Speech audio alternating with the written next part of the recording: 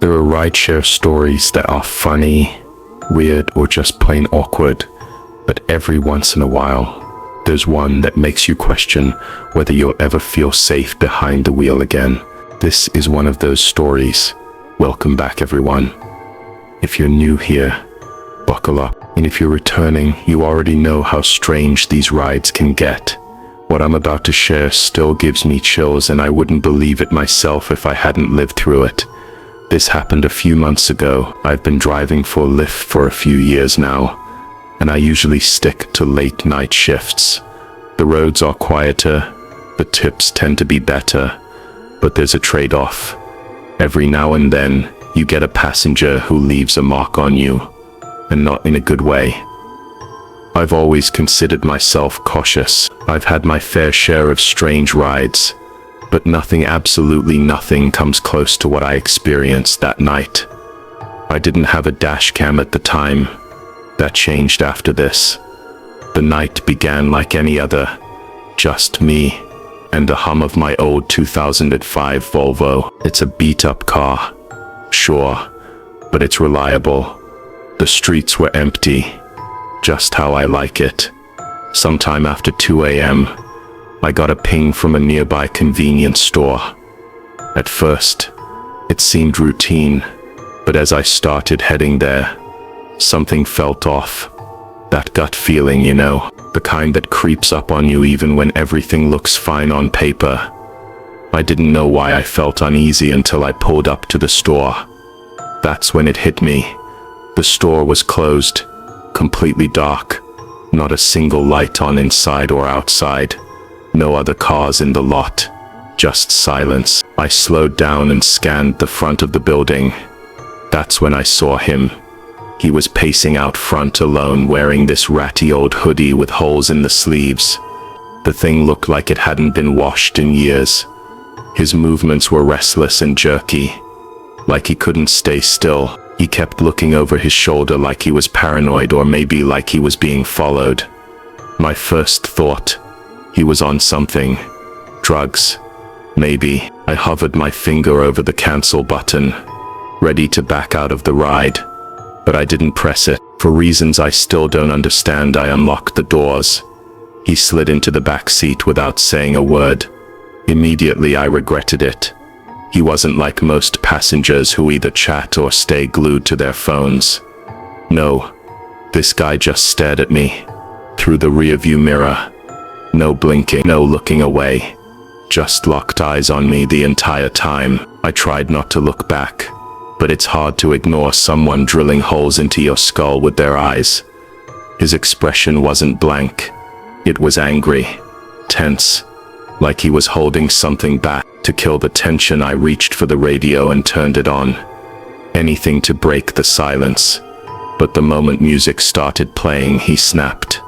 "Turn it off." He barked. His voice was deep, gravelly, the voice of a lifelong smoker. It caught me so off guard that I jerked the wheel a little. I didn't say anything. I just did what he said. The ride went on in tense silence until he suddenly spoke again. His voice was calmer this time, but the question he asked chilled me. "You ever pick up someone you shouldn't have?" It felt like my heart skipped a beat. I let out a nervous laugh and said, "I hope not," trying to play it off. He didn't laugh. He didn't even react. He leaned back and started mumbling to himself. I couldn't catch what he was saying, but it didn't sound good.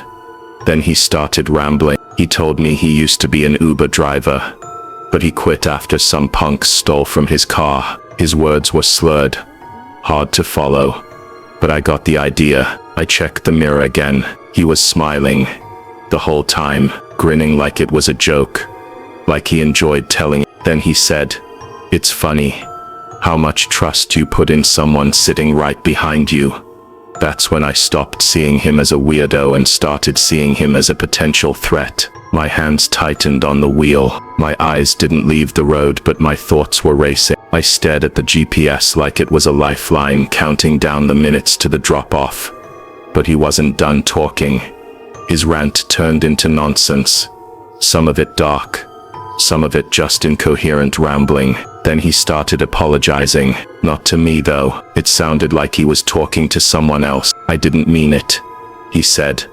I'm sorry," over and over, like a confession, like he'd done something terrible. I didn't ask what. I didn't say a word. I didn't want to provoke him. We were just a few minutes from the destination when he suddenly snapped upright and shouted, "You missed the turn." I hadn't. The GPS confirmed we were on track, but I hit the brakes anyway. Fear made the decision for me. He yelled for me to pull over, and I did. My hands were shaking. I just wanted it to be over. Then headlights appeared behind us. A police cruiser.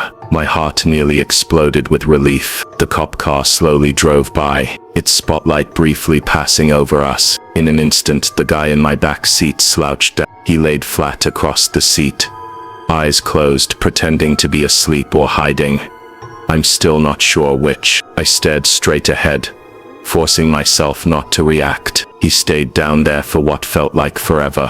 When he finally sat back up, he said just one thing: "You got lucky." Then he opened the door and disappeared into the dark. I ended the shift right then and there. I drove straight home and didn't take another passenger for days. I couldn't shake the feeling that I had been inches away from something truly dangerous. A few weeks later, I saw a local news article that made my stomach drop. A convenience store had been robbed that same night, just 2 blocks from where I picked up that passenger. I still don't know for sure if it was him, but everything about that night makes me believe it was. I haven't told the police. I have my reasons for staying off their radar, and honestly I'm not sure what I could even tell them. No dash cam, no proof.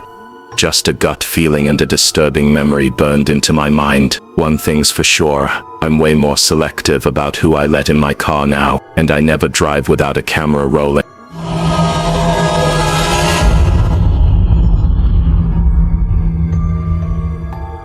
If you're new here, settle in. This one isn't just creepy, it's deeply personal. Tonight's story is about isolation, trust, and the things that watch you when you think you're finally alone. I used to live in the city. The urban lifestyle was everything I imagined for myself. Fast-paced, full of sound and color. But after a traumatic experience I won't get into here, I developed a rare condition, phonophobia, an intense fear of sound. Every noise, horn shouting, footsteps, became unbearable. The sensation was like the pins and needles feeling when your foot falls asleep, except in my chest, all the time. I felt like my body was preparing for an impact that never came. I couldn't live like that. So about 3 years ago, I bought a small cabin buried deep in the Pacific Northwest, somewhere in Oregon. I won't say exactly where, and you'll understand why. The place was perfect. No traffic, few neighbors, spotty cell service. Best of all, it was silent. For the first time in forever, I felt like I could breathe. The cabin was exactly as promised. Sturdy pine walls, a stone fireplace, and that distinct earthy smell of old books and forest air. Cozy, isolated, and just mine.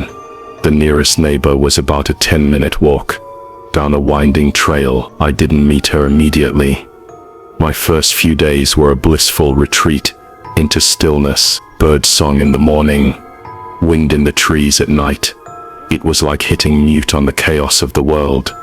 A week in, someone knocked on the door. No doorbell, obviously. Just a sharp rap that jolted me. It was Michelle, my neighbor. She looked like she'd stepped straight out of a folklore painting. Long gray hair, piercing blue eyes, and a woven basket of preserves in her arms. She wasn't unfriendly, but she wasn't exactly warm either. Just strange. She handed me the basket without much ceremony, then said something I'll never forget. Always keep your lanterns full, your windows shut tight, and your wits sharper than your axe. It wasn't advice, it was a warning. I thanked her, unsure what else to say, and shut the door after she lingered outside far too long without moving. I didn't check the basket. I just left it in the corner of the living room. That night, a thunderstorm rolled in. Rare but not unheard of. I found it soothing in a strange way. The rain, the thunder. It was nature's noise, not the kind that set my nerves on edge. I curled up with a book by candlelight, peaceful until a banging at the door shattered it. Michelle stood outside, soaked and frantic. She said she saw someone near my woodpile and came to warn me. I scanned the trees with my flashlight, but saw nothing. Her urgency was unsettling. She left as quickly as she came, disappearing into the downpour. That's when the doubt crept in. How could she have seen someone near my cabin from hers, 10 minutes away, through the woods in a storm? She had to be nearby already. Why? Later that night, I heard a branch snap outside my bedroom window. I crept to look, and saw Michelle again, standing at the tree line facing away from me. Then she turned. I ducked out of sight. When I peeked again, she was gone. Hours passed. Just as I started to relax, there came another knock, softer this time. I froze. Through the glass pane, I saw a man, burly, bald, beard like a steel wire brush. A total stranger. I backed away, locked myself in the bathroom, and called the police. As I whispered into the phone, the front door exploded open. He didn't look for me, just smashed things. Glass, wood, furniture, everything. Then silence. The police came surprisingly fast but found nothing. The man was gone. I begged them to check Michelle's place, but when we arrived, her cabin was abandoned, dust-covered, empty, no signs of life, just rot and silence. The officers said no one had lived there in decades. They refused to search the woods, said it wasn't worth it. I spent one final night in my cabin, terrified and awake. Then I left, and never went back. People tell me Michelle was a spirit, maybe one who died there, and tried to protect me. Others say both she and the man were squatters. I don't know which theory is worse. All I know is this: something out there was watching me, and I don't think it was ever truly gone. So if you ever crave absolute silence, be careful what you wish for, because silence isn't always empty. Sometimes it's waiting.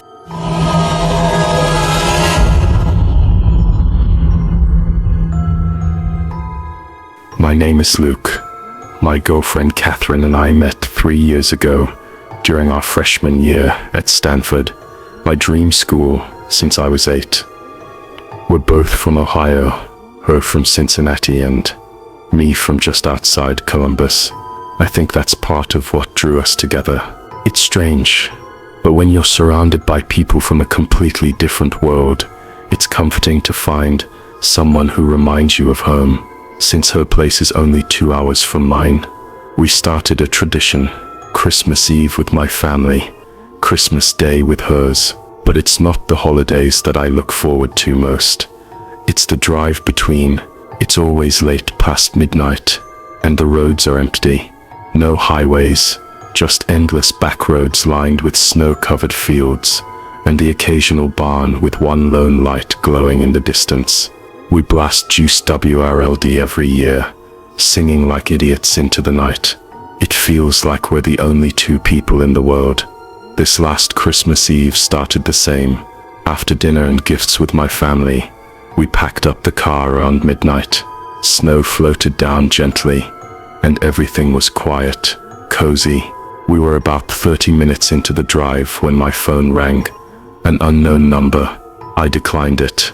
Figured it was just another scammer, but then it rang again. Same number. Catherine gave me a concerned look. That's weird, I shrugged. But then a third call came through. That time I answered, irritated, ready to chew someone out. Hello? I barked. Silence. Then faint static. I was about to hang up when a voice broke through. A man's voice. Hello, Luke. I gripped the wheel tighter. That itch I get when I'm nervous flared up along my arms. He continued speaking calm, cold, and began listing personal details. My full name, my birthday, the address of my childhood home, where I went to high school. Things no stranger could possibly know. I didn't say a word. I just listened in stunned silence. Then the voice said, "I'm not here for you. I'm here for Catherine." I nearly slammed on the brakes. She went pale. I tried to lie. I told him he had the wrong number, that I didn't know any Catherine. He chuckled. "She's sitting right next to you." That was it. I pulled over. My hands were shaking. Before I could say anything, Catherine leaned over and ended the call. "What are you doing?" I yelled. She didn't respond, just stared at me, wide-eyed, breathing hard. I tried calling the number back. Nothing. Dead line. Eventually she whispered, "Just drive." We sat in silence the rest of the way. No music. No conversation. Just the sound of tires crunching over snow.